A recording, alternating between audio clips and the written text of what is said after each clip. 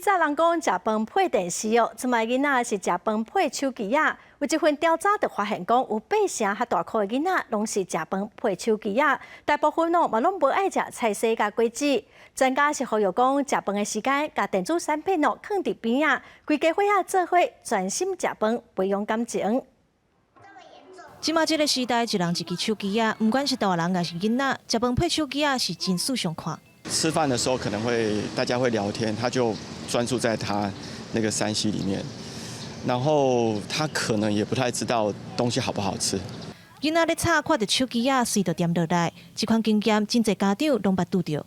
像现在暑假，我就会给他说啊，你如果要看，我会给你看40分，休息20分。那可是我在房间看，很多妈妈都娃娃车推着一人一只，好恐怖，或是那个平板。较早大家拢是食饭配电视，即马拢是食饭配手机啊。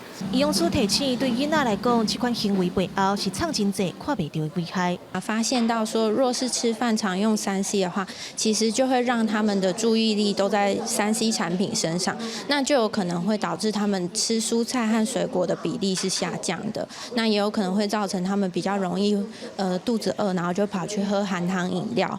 感情关怀基金会发布上新的调查，发现有24派学生囡仔上大考。分析嘛发现，大考的囡仔那食饭那用电子产品的比例有8成这么悬。食饭配电子产品，等于嘛是造成囡仔大考的原因之一。家长可以陪着孩子一起快乐用餐，但不是一起看3C 或者看电视哈。那透过这个用餐的情况下，家长可以了解孩子在学校的一些作息。感情关怀基金会连续9年公布各校学生囡仔的食食调查，发现有4成学生无逐工食青菜，有6成的人无逐工食果子。加上电子产品的危害，会造成学生囡仔大考的比例愈来愈悬。专家嘛提醒，加食菜色果子、加运动是保持健康的撇步。为着囡仔的健康，家长就要斟酌。记者综合报道。